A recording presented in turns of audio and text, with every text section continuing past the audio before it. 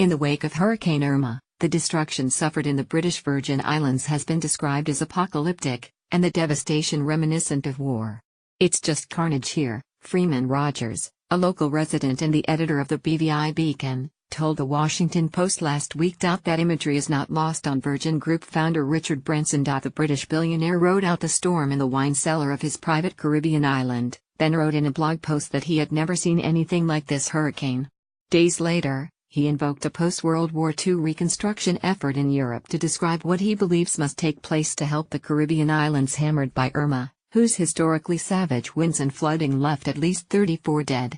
The region needs a disaster recovery Marshall Plan for the BVI and other territories that will aid in recovery, sustainable reconstruction and long-term revitalization of the local economy, he wrote Sunday on his blog, his platform of choice since Irma passed over Branson's Necker Island. The UK government will have a massive role to play in the recovery of its territories affected by Irma, both through short-term aid and long-term infrastructure spending, Branson wrote.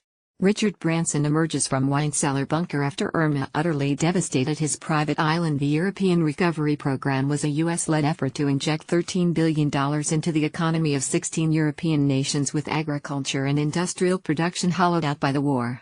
It has been forever linked to then Secretary of State George C. Marshall, who powerfully called for substantial aid to Europe during a speech at Harvard University in 1947. By many measures, the plan was a success, with a 150% increase in standard of living over the next 3 decades in participating countries, according to the Marshall Foundation, and stronger ties with Europe on diplomatic and economic levels.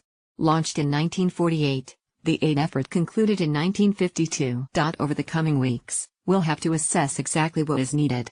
It is clear to me creating jobs is paramount. There will be a huge amount of rebuilding to be done and people will need work to help rebuild their lives as well as their homes, Branson wrote on his blog. British Prime Minister Theresa May said her government is allocating more than $41 million for hurricane relief efforts. Britain's International Development Secretary, Priti Patel, announced Wednesday that the British Navy, along with several Royal Marines and a contingent of military engineers, had been dispatched to the Caribbean with makeshift shelters and water purification systems. On St. John, in the U.S. Virgin Islands, people there are roaming like zombies, said Stacey Alvarado, a bar owner who managed to leave for the mainland.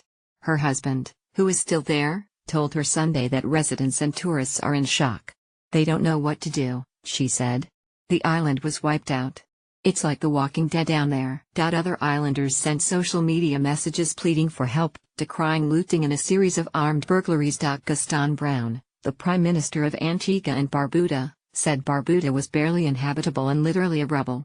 Isolated by Irma, British Virgin Islands don't know what will come first, help or hurricane. Jose Branson is looking to do his part to change that. His company will plant seeds in the recovery effort by tasking his foundation, Virgin Unite, to coordinate aid and supplies in the short term and reconstruction efforts in the months ahead, he wrote. Last week, Branson dictated his vivid updates and notes on the destruction near Necker Island through a satellite phone after communications networks were brought down. The boats are piled up like matchsticks in the harbor.